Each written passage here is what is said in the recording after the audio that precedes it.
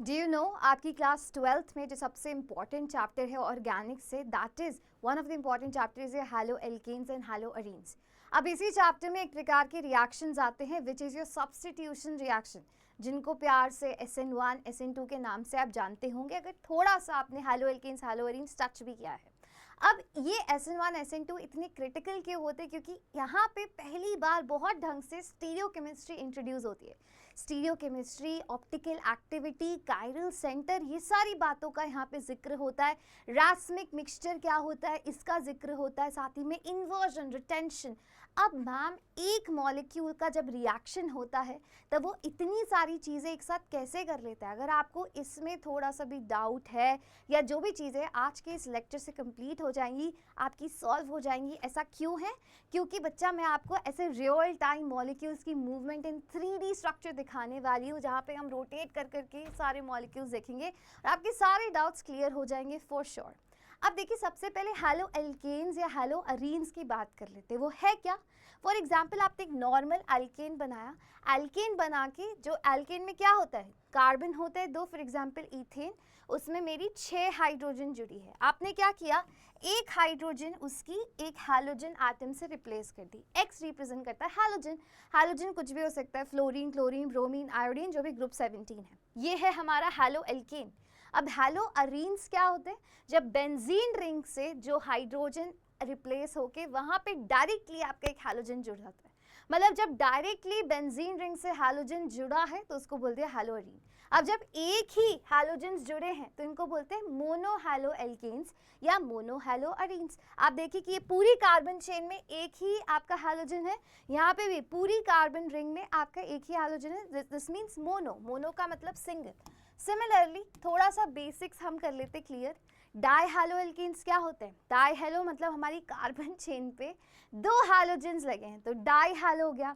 Similarly die hello Areen क्या हो गया? बेंजीन रिंग पे डायरेक्टली 2 हैलोजन्स है तो डाई हैलो अरीन हो गया। सिमिलरली हम ट्राई की बात कर लेते हैं। ट्राई में क्या होगा कि हमारी एल्केन चेन पे हमारे 3 हैलोजन्स, वे सिमिलरली डायरेक्टली बेंजीन रिंग पे जब 3 हैलोजन्स होंगे तो वो ट्राई हैलो अरीन हो जाएगा। सिंपल। इसका नोमेनक्लेचर IUPAC बहुत इंपॉर्टेंट है तो वो गो थ्रू ज़रूर कर लेना एग्जाम्स के लिए। अब आगे देखते हैं। अब इसमें जो नेक्स्ट इंपॉर्टेंट चीज़ है वो होती है कि प्राइमरी हैलोजन या primary haloalkane, secondary haloalkane, tertiary haloalkane, ये पता होने चाहिए।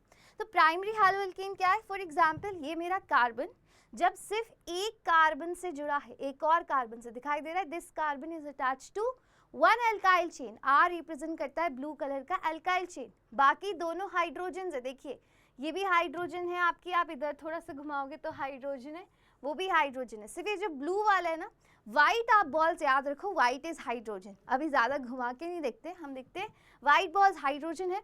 बाकी जो कलर बॉल्स हो गई, ग्रीन हमारा हैलोजन रहेगा, ब्लू हमारा एल्केन हो गया। तो जिस कार्बन से डायरेक्टली हैलोजन लगा है वो कार्बन कैसा है? प्राइमरी है। क्यों? क्योंकि वो सिर्फ एक कार्बन चेन से जुड़ा है तो इसीलिए ये हो गया प्राइमरी हैलो एल्केन। सिंपल। अब सिमिलरली यहाँ पे देखो ये कार्बन आपका सेकेंडरी है, दिखाई दे रहा है सेकेंडरी, 2 कार्बन चेन से जुड़ा है। जब कार्बन आपका 2 कार्बन चेन से जुड़ा है वो सेकेंडरी। अब सेकेंडरी कार्बन से जब हैलोजन जुड़ा होता है तो वो सेकेंडरी हैलो एल्केन हो गया। सिमिलरली जब आपका कार्बन 3 डिफरेंट कार्बन चेन से जुड़ा हो या कार्बन से जुड़ा हो तब, और उसी कार्बन से डायरेक्टली आपका हैलोजन अटैच है तो वो हो गया tertiary. Simple. Primary, secondary, tertiary, easy. उसके बाद आगे चलते हैं हमारा बेंजाइलिक हैलाइड्स के ऊपर। अब मैंने एक बात करी, अभी हमने हैलो अरीन्स की बात करी। हैलो अरीन्स क्या आते हैं कि जिनमें मेरी बेंजीन रिंग पे डायरेक्टली हैलोजन अटैच था।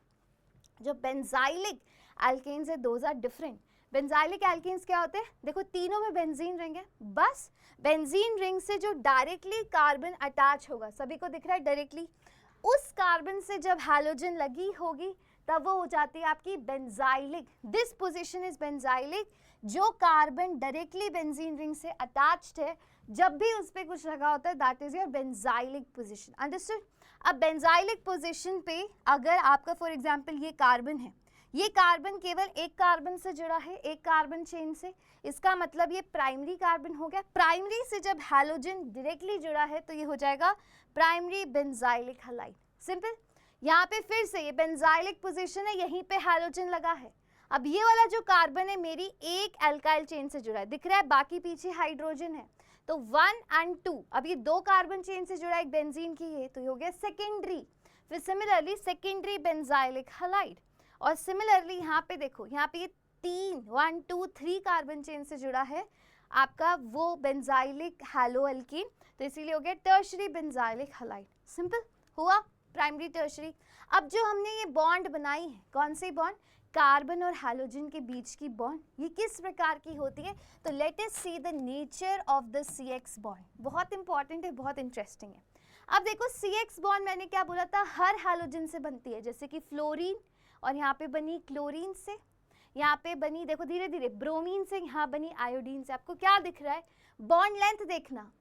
अब जैसे जैसे फ्लोरीन कैसे आता है, दिस इज ग्रुप 17, फ्लोरीन के नीचे क्लोरीन के नीचे ब्रोमीन के नीचे आयोडीन, तो नीचे जाते जाते साइज बढ़ता है। जैसे जैसे साइज बढ़ेगा आपकी बॉन्ड लेंथ भी बढ़ेगी, तो आपकी बॉन्ड लेंथ दिख रही है इंक्रीज होती हुई। अब नीचे वाला ग्राफ देखते हैं, जैसे जैसे बॉन्ड लेंथ इंक्रीज होती है बॉन्ड एनर्जी उतनी ही डिक्रीज होती है। हमेशा याद रखना, जितनी छोटी बॉन्ड लेंथ होगी उतनी ज़्यादा स्ट्रांग होगी। तो सिमिलरली CF की सबसे ज़्यादा बॉन्ड स्ट्रेंथ है, फिर CCl की, फिर CBr की, एंड देन योर CI की। ठीक है, longer the bond length laser will be the energy. Simple. अब देखो नेक्स्ट डाइपोल मोमेंट की बात करते हैं। जो डाइपोल मोमेंट होता है वो किस किस पे डिपेंड करता है, ये थोड़ा सा इंटरेस्टिंग है, ट्विस्टेड है। आप बोलोगे कि जो मैम डाइपोल मोमेंट है हमारा डिपेंड करता है 2 चीज़ों पे, एक तो है पोलैरिटी कि कितना चार्ज का डिफरेंस है। जैसे कार्बन अगर फ्लोरीन से जुड़ा है तो फ्लोरीन इज वेरी इलेक्ट्रोनेगेटिव, वो अपनी तरफ इलेक्ट्रॉन्स खींच लेगा, राइट, जिसकी वजह से उस पे नेगेटिव और कार्बन पे पॉजिटिव चार्ज आएगा। तो आप बोलोगे कि मैम इस बॉन्ड में बहुत पोलैरिटी है, बट एक और चीज़, जो हमारा डाइपोल मोमेंट है वो चार्ज पे तो डिपेंड करता ही है, साथ में डिस्टेंस पे भी करता है। डिस्टेंस का मतलब है कि उसका फॉर्मूला होता है Q इंटू डी, मतलब जितना ज़्यादा डिस्टेंस होगा उतनी ज़्यादा ही उसका डाइपोल मोमेंट होगा। ठीक है, अब आप सोचोगे कि मैम फ्लोरीन तो सबसे ज़्यादा इलेक्ट्रोनेगेटिव है तो उसका डाइपोल मोमेंट ज़्यादा होना चाहिए, बट यहाँ पे एक एक्सेप्शन होता है। सबसे ज़्यादा डाइपोल मोमेंट देखिए आप, आपका है CCl बॉन्ड का, जो कार्बन क्लोरीन बॉन्ड है वो, क्योंकि क्लोरीन थोड़ा सा बड़ा मॉलिक्यूल हो गया, उसका डिस्टेंस इंक्रीज हुआ, इसीलिए डाइपोल मोमेंट भी इंक्रीज हो गया। तो अब इसका ऑर्डर होता है सबसे ज़्यादा CCl बॉन्ड, उसके बाद CF बॉन्ड, उसके बाद CBr, उसके बाद CI बॉन्ड, राइट। ये सारे डाइपोल मोमेंट के यहाँ पे वेरिएबल्स लिखे हैं, you can go through that, but यही वाला ट्रेंड फॉलो होता है। आगे चलते हैं, अब हमारा सब्स्टिट्यूशन रिएक्शन की हम बात करते हैं। सब्स्टिट्यूशन रिएक्शन क्या है, वो होता है कि जैसे ये मेरा हैलोएल्केन था मेरा हैलोएल्केन इस प्रकार से, या फिर इसको अल्काइल हैलाइड बोल दीजिए, हैलोएल्केन बोल दीजिए। यहाँ पे मैं क्या कर रही हूँ, ये मेरा इस प्रकार से हैलोएल्केन है, कार्बन से 3 हाइड्रोजन लगी, एक क्लोरीन। अब क्या कर रही हूँ, इस वाली बॉन्ड को मुझे तोड़ के कोई और मॉलिक्यूल से रिप्लेस कराना है। सब्स्टिट्यूशन का क्या मतलब होता है, सब्स्टिट्यूशन का मतलब होता है एक चीज़ हटा के दूसरी चीज़ उसकी जगह लानी। फॉर एग्जाम्पल आपकी क्लास में, क्लासरूम, आप स्कूल गए, स्कूल में आपकी कोई टीचर एब्सेंट हो जाती है तो उसकी जगह एक सब्स्टिट्यूट टीचर आती है कि नहीं आती, तो मतलब कोई एक गई तो दूसरी आई, है ना, तो वो होता है सब्स्टिट्यूशन रिएक्शन। अभी सब्स्टिट्यूशन 2 प्रकार से होता है आपके एल्काइल हैलाइड में, राइट। तो पहला प्रकार हम यहाँ पे देख रहे हैं जिसको बोलते हैं, अभी देखते हैं क्या बोलते हैं। पहला प्रकार हम देख रहे हैं यहाँ पे, इसमें क्या, ये मेरी CCl बॉन्ड है। एक मेरी बात ध्यान से याद रखना, क्लोरीन इज वेरी इलेक्ट्रोनेगेटिव, इसका मतलब वो इलेक्ट्रॉन्स अपनी तरफ खींच के रखेगा, राइट। और ये वाला जो कार्बन है कैसा है, इलेक्ट्रोपॉजिटिव हो जाएगा। क्यों, क्योंकि इसने इलेक्ट्रॉन्स अपनी तरफ खींच लिए, तो ऑब्वियसली इस पे पॉजिटिव आएगा, क्योंकि इस पे नेगेटिव चार्ज आ गया, आया, इस पे पॉजिटिव चार्ज है। अब जब इस पे कोई भी ऐसी स्पीशीज जिसके पास लोन पेयर है या नेगेटिव चार्ज है, वो इस पॉजिटिव चार्ज कार्बन पे अटैक कर पाएगा कि नहीं। तो ऐसी चीज जिसके पास नेगेटिव चार्ज या इलेक्ट्रॉन्स होते हैं उनको बोलते हैं हम न्यूक्लियोफाइल। वेरी इंपॉर्टेंट, मतलब ये न्यूक्लियस लविंग होते हैं, तो ये इस पे अटैक करेगा, कर रहा है, ये पीछे से अटैक सभी को दिखाई दे रहा है, इसको अटैक करते हुए देखो। अब ये आपका OH, ये दिखा आप सभी को, अभी क्या हुआ, ये इसने जैसे इस पे अटैक किया तो इसने बॉन्ड बनानी शुरू करी आपके कार्बन के साथ। सिमिलरली ये जो Cl की बॉन्ड है ये यहाँ से टूटने लगी। तो ये प्रोसेस साइमल्टेनियसली एक साथ होता है, वेरी इंपॉर्टेंट, कि ये बॉन्ड का बनना और ये बॉन्ड का टूटना। तो इसको बोला जाता है ट्रांजिशन स्टेट। सभी को दिख रहा है ये जो ट्रांजिशन स्टेट होती है बच्चा, ठीक है, इसको बोलते हैं ट्रांजिशन स्टेट। और यहाँ पे आपकी ट्रांजिशन स्टेट में कार्बन की कितनी बॉन्ड्स दिख रही है, 1 2 3 4 5 दिख रही है, 5 बॉन्ड्स है, इसीलिए से ट्रांजिशन स्टेट बोला जाता है, मतलब इसको आइसोलेट नहीं किया जा सकता। उसके बाद क्या होगा, उसके बाद देखिए, उसके बाद ये बॉन्ड आपकी पूरी की पूरी टूट जाएगी, राइट, ये बॉन्ड टूटी और फिर ये नई बॉन्ड आपकी बन गई, दिखाई दे रही है, मीथेनॉल बन गया। आपने मिथाइल क्लोराइड से शुरू किया था और अब आपका मीथेनॉल बन गया मॉलिक्यूल। अब यहाँ पे आपने क्या चीज नोटिस करी, एक और चीज दोबारा से देखिए, इसी को आप देखना, दोबारा से यही रिएक्शन दिखा रही हूँ। आपका क्लोरीन इस साइड में लगा है, दिखाई दे रहा है, उसके बैक से अटैक किया है आपके OH नेगेटिव, दिखाई दे रहा है, हमेशा ऐसे होएगा। इनको बोलते हैं हम SN2 रिएक्शंस, वेरी इंपॉर्टेंट। ये एक ही स्टेप में होती है, जैसे कि ये जुड़ा और ये टूट रहा, इसका जुड़ना और उसका टूटना एक ही स्टेप में होता है, वन स्टेप रिएक्शन है। दूसरी चीज क्या है, बैकवर्ड अटैक है, कि जहां पे आपका हैलोजन है उसके पीछे से अटैक करता है, ये दिखाई दे रहा है, ये देखो क्लोरीन आपका यहाँ लगा था, इसने पीछे से अटैक किया, ट्रांजिशन स्टेट बनी जिसमें ये बॉन्ड बन रही है, ये बॉन्ड टूट रही है, उसके बाद ये क्लोरीन की बॉन्ड पूरी टूट जाएगी और आपका इस प्रकार से प्रोडक्ट बनेगा, दिखाई दे रहा है पीछे से। तो ये आपका प्रोडक्ट कैसे बना, इन्वर्टेड। ध्यान रखना, इन्वर्टेड का क्या मतलब है कि पहले तो क्लोरीन यहाँ लगा था, अब जो OH लगा है वो इस साइड लगा है, तो इन्वर्जन हो गया इसकी स्टीरियोकेमिस्ट्री का, क्या हो जाता है, inverted product, very very important, ठीक है। इसको बायोमोलिकुलर रिएक्शन या SN2 रिएक्शन बोलते हैं, सारी थ्योरी यहाँ लिखी है। आगे चले, आगे चलते हैं, अब देखते हैं इन्वर्जन ऑफ कॉन्फ़िगरेशन, जो मैं आपको बता रही हूँ। ये देखिए हाइड्रोक्साइड आयन पीछे से आ रहा है, अटैक कर रहा है आपके इस मॉलिक्यूल पे, अल्काइल हैलाइड पे किया, ठीक है। ये क्लोरोमीथेन का आपका टेट्राहेड्रॉन है, ध्यान से देखना, टेट्राहेड्रॉन है क्लोरोमीथेन का, मतलब ये बीच में कार्बन है, यहाँ क्लोरीन लगा है, बाकी 3 आपके हाइड्रोजन लगे हुए और ऐसा टेट्राहेड्रॉन बना हुआ है, दिखाई दे रहा है सभी को। अब देखिए जैसे ही OH लग जाता है तो ये टेट्राहेड्रॉन आपका रिवर्स हो गया, इन्वर्जन हो गया कॉन्फ़िगरेशन का, कि पहले क्लोरीन इधर लगा था, अब जो नया मॉलिक्यूल बना, जैसे ऐसे अम्ब्रेला की तरह इमेजिन करो कि अम्ब्रेला पहले ऐसे खुल रहा था, अब ऐसे खुल रहा है, समझ गए, समझ गए, चलिए बस यही इन्वर्जन ऑफ कॉन्फ़िगरेशन। उसके बाद चलते हैं हम SN1 रिएक्शंस पे, किस पे, SN1। अब SN1 रिएक्शन क्या है बच्चा, मैंने फिर से क्या लिया, अल्काइल हैलाइड लिया, दिखाई दे रहा है सभी को, सभी को दिखाई दे रहा है, अल्काइल हैलाइड या Br ले लिया, ठीक है, 1 ब्रोमो 1 डाइमिथाइल, इस प्रकार से। अब क्या हुआ, बहुत ध्यान से देखना, ठीक है, एक बार पीछे कर देती हूँ इसको, okay, let us do that once again इस पे जाते हैं और फिर दोबारा से इस पे आते हैं, कोई बात नहीं।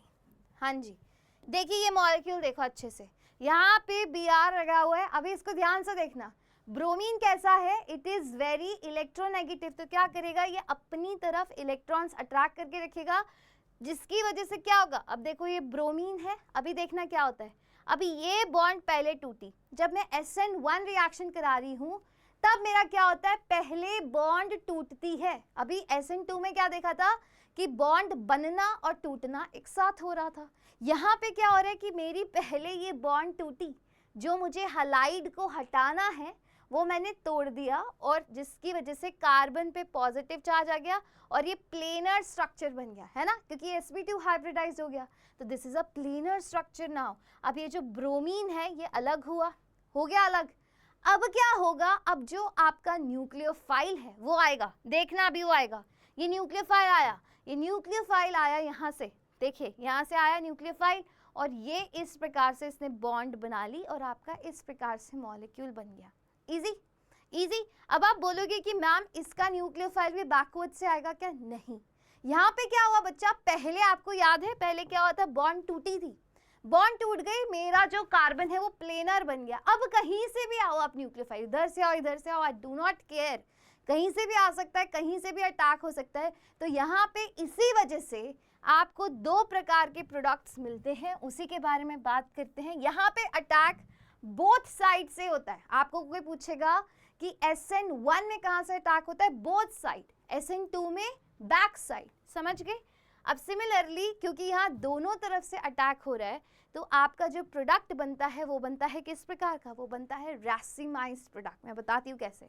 देखिए यहाँ पे ये ब्रोमाइड आयन गया पहले हमारा, राइट, ये वही सेम रिएक्शन है। स्टेप 2 में क्या हुआ, OH नेगेटिव। अभी देखना है यहाँ पे, अभी देखिए इसको यहाँ पे, अभी क्या हुआ कि मैंने फॉर एग्जाम्पल मेरे पास OH नेगेटिव यहाँ पे इस तरफ से अटैक कर रहा है, यहाँ पे OH नेगेटिव मेरा इस तरफ से अटैक कर रहा है। दोनों तरफ से OH नेगेटिव अटैक कर सकता है, उसको पूरी छूट है क्योंकि आपकी बॉन्ड तो टूट गई।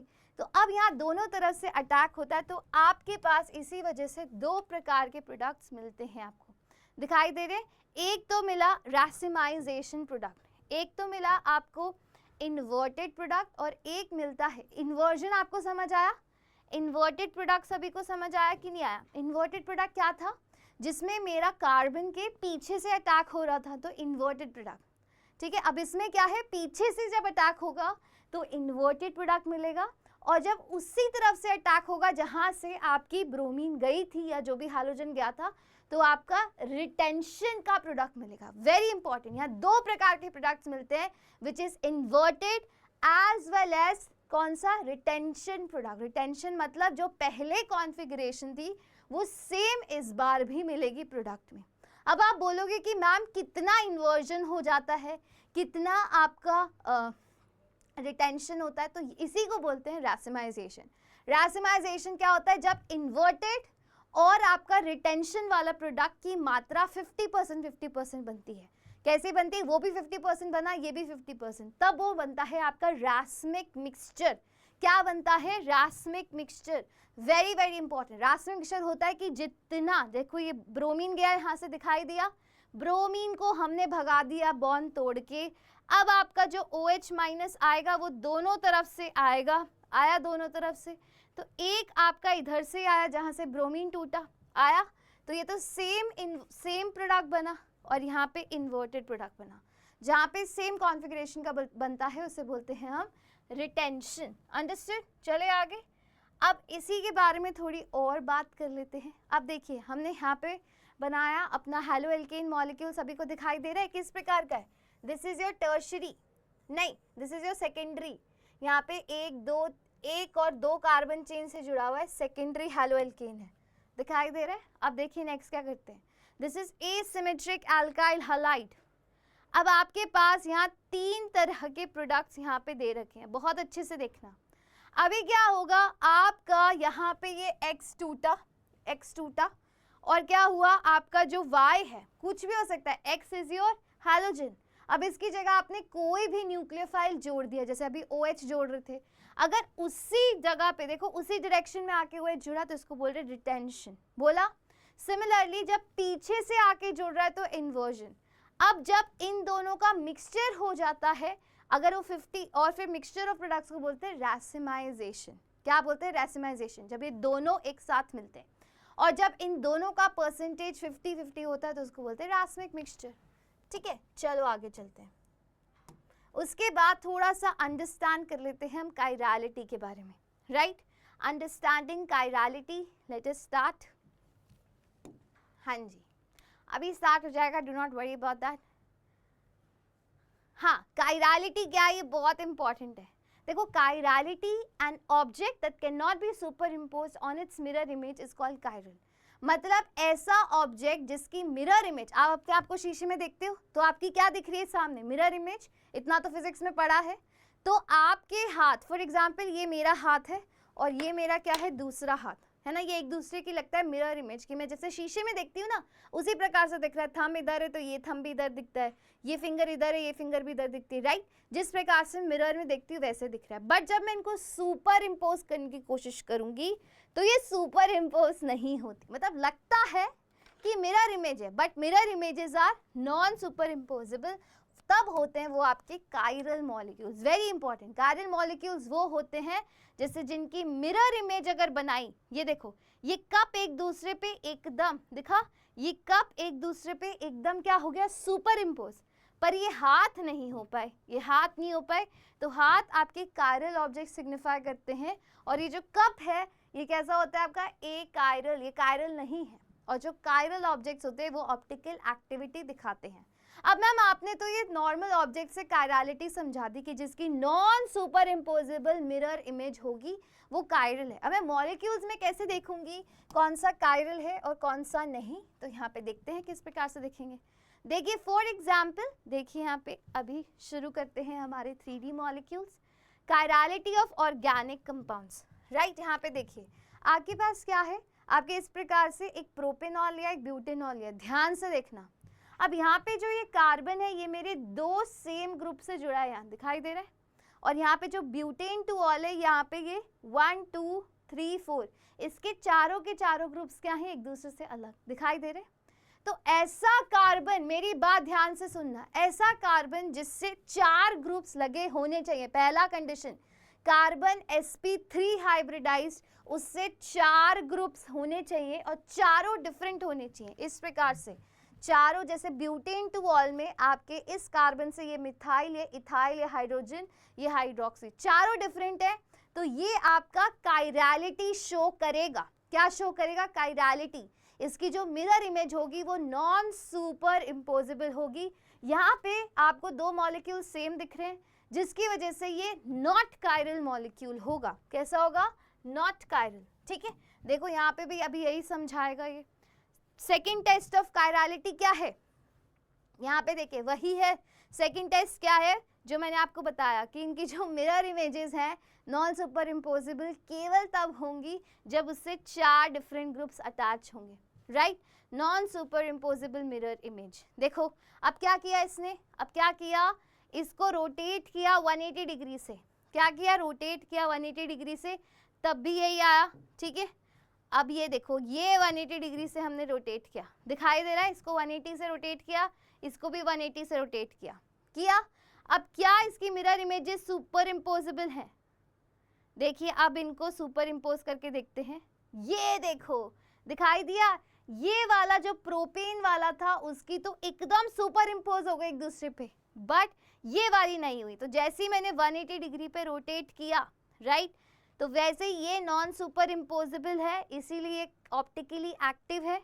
अब एक और चीज, जो मॉलिक्यूल्स कायरल होते हैं वो ऑप्टिकली एक्टिव होते हैं। इसका क्या मतलब है, I will let you know 1 second में, बस ये चीज अच्छे से समझ लो। दोबारा से, आपका ये प्रोपेन टू ऑल, ये ब्यूटेन टू ऑल, मैंने बताया इसके 2 सेम ग्रुप से तो कायरल नहीं होगा।